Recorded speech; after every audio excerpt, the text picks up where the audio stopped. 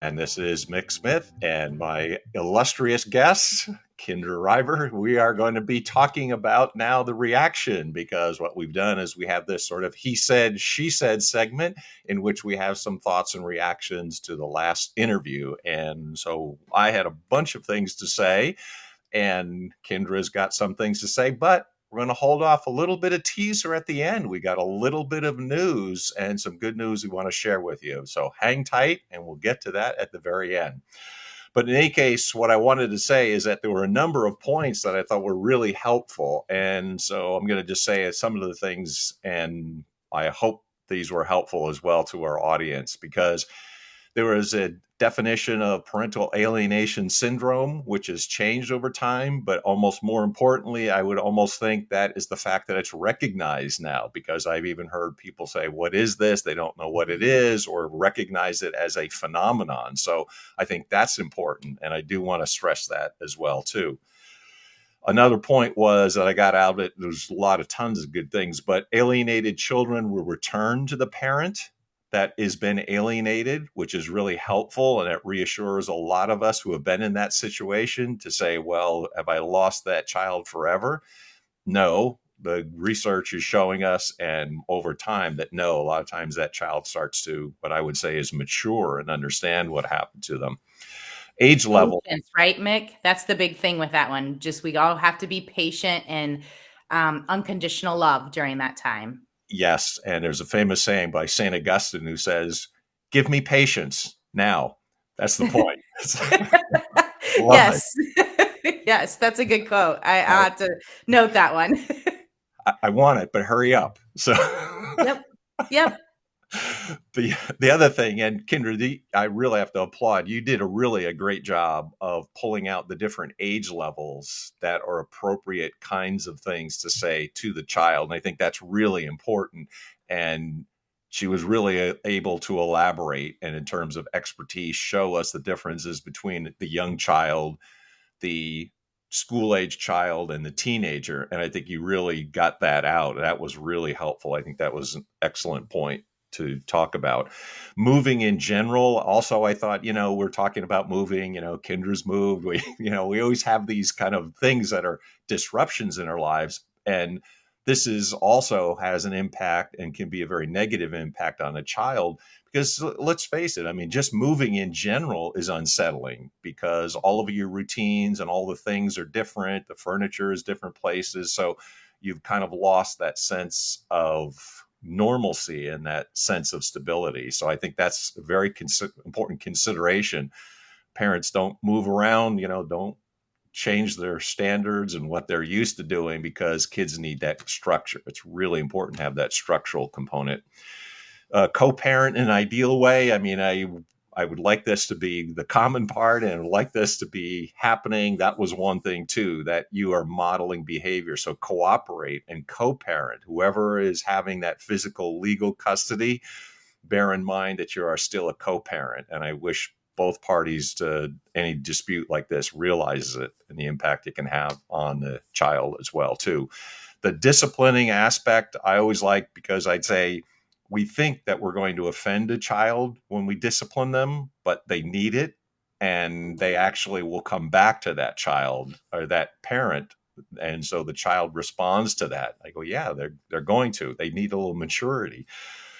And then also the point that you had asked too was, I think, was a very good one as well too, about how the child will identify with the same sex parent too, that all other things being equal, that boys would tend to cling to their fathers, the girls will tend to cling to their mothers, then unless there's some other factor which changes that, or does that, there's something different about it. The law might help for a narcissist. Again, I'd love that to be true all the time, not always, but maybe, and hopefully. But yes, that was a point that was made. The single parent household is more difficult to discipline.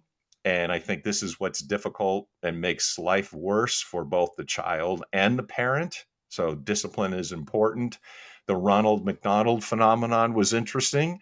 And sometimes when the kid is small, they think that's great, not so great as they get older. but then you have to discipline them, and that is what helps them to grow into a healthy, mature adult, and hopefully for their own folks. So I mean, there's a lot of information, and I covered pretty quickly, but those are some of the high points, I thought. And Mick, you hit on a couple of my high points as well. I mean, Dr. Michele Finneran was absolutely amazing. As a counselor, she sees marriages, divorces, kids of all ages. She really specializes in those teens, and those were all the hardest, right? And no matter if you're going through a divorce or not, teenagers at 15, 16-year-old, it's a tough time for them on many aspects. So Yes. divorcing is just adding to all of their stressors. So Mhm. I thought it was very interesting along the same lines as moving, but setting the expectations in each household. So whether that is the same structure and discipline, and to go along with the co-parenting that you mentioned, I thought she said it a great way, where if the parents can get along, it actually shows the children security and gives them more stability, that the Mhm. parents can get along. So if you could put your differences aside and get along after the divorce or during the divorce for the children's sake, they feel more secure. And then just setting those expectations in each of the household, whether they're the same or they're different, Mhm. just setting those expectations so the children know what to expect when they walk in the house. So it's not, constantly changing. So the less change we can give them, the better through a divorce. And I think that's what you were saying with the moving as well. So Michele was absolutely great. We are looking forward to, we as you can tell, Mick had so many pointers and so many things that we walked away from. We invited Michele back to do another Yes, episode. back again. Yes. Yes. So when she's coming back here in a week or two, you're going to hear another episode from her. And she's going to talk about what some things parents need to look for in regards to their children after changes in the divorce. And maybe this is maybe some mental problems, or goes down behavioral problems and discusses some of those. She's going to talk about how to make the process of divorce as smooth as possible. And, you and I would love to know that, right? Make it, I'm sure, Yeah. our listeners. So any pointers she can give towards that. And then also how to seek help for your children that maybe might have extenuating circumstances with behavior problems or anything else that you're seeing. So I'm looking forward to that. Yeah, me too. We'll wait to get her back. So you had a teaser, Mick. A Should we teaser? What? tell our listeners? Oh, yeah. We just want to mention any questions that people have in the meantime. Yes, ask us the questions, and we will have Michele back and others too as well. But we want to get some feedback from the audience. But yes, we have a teaser. We just found out today, so we're announcing it, and this is pretty exciting as well. That the Aftermath has now been ranked in the top 10% globally. I mean, is that insane? I mean, that's just crazy. Yeah. Woo, woo. So it's globally. So it's not just, local, not just in your neighborhood, but I mean, globally. And then there's the numbers. There's something like 3 million podcasts, and we're in the top 10% of that. It's amazing. So in the entire world. So, I mean, that was huge, but yeah, we wanted to announce that to let the audience know that. Awesome. Thank you guys so much.